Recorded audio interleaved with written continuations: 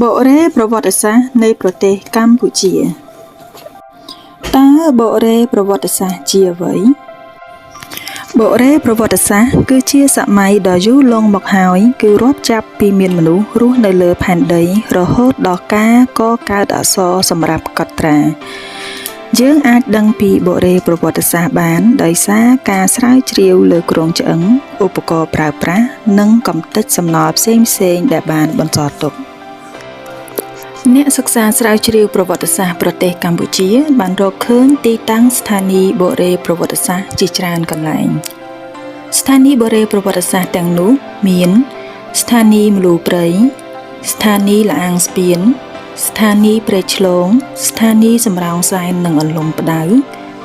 ស្ថានីយ៍ភ្នំក្បាលរមាសក្នុងខេត្តកំពតនិងស្ថានីយ៍ព្រះនេត្រព្រះក្នុងខេត្តបន្ទាយមានជ័យការធ្វើកំណាយស្ថានីយ៍ទាំងអស់នោះបានរកឃើញពូថៅញញួរពន្លាកព្រួញផ្លែសន្ទូចកណ្ដៀវធ្វើអំពីឆ្អឹងសត្វលង្ហិនដែកនិងអំពីថ្មរំលីងរីឯកុលាភាជន៍ដូចជាចានឆ្នាំងក្អមធ្វើអំពីឥដ្ឋនិងគ្រឿងលម្អមួយចំនួនធ្វើអំពីថ្មរំលីងនិងសំបកខ្យងមនុស្សបុរេប្រវត្តិសាស្ត្រឬបុព្វបុរសជំនាន់ដើមច្រើនរស់នៅជាក្រុមតាមតំបន់ខ្ពង់រាបវាលទំនាបទន្លេមេគង្គវាលទំនាបទន្លេសាបបុព្វបុរសសម័យនោះបានយករូងភ្នំឬសង់ខ្ទមខ្ពស់ធ្វើជាលំនៅស្ថានដើម្បីបង្ការទឹកជំនន់និងសត្វកាចសាហាវគេប្រើប្រាស់ឧបករណ៍ធ្វើពីដីឥដ្ឋថ្មរំលីងឆ្អឹងសត្វដែកលង្ហិន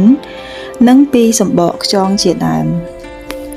ទឹកដីបុរេប្រវត្តិសាស្ត្រមានវិសាលភាពធំទូលាយមានបរិស្ថានល្អអាចធ្វើឲ្យដំណាំដុះលូតលាស់បញ្ចេញផ្លែផ្កាច្រើនឥតគណនាក្នុងទឹកសម្បូរត្រីក្នុងព្រៃមានសត្វគ្រប់ប្រភេទ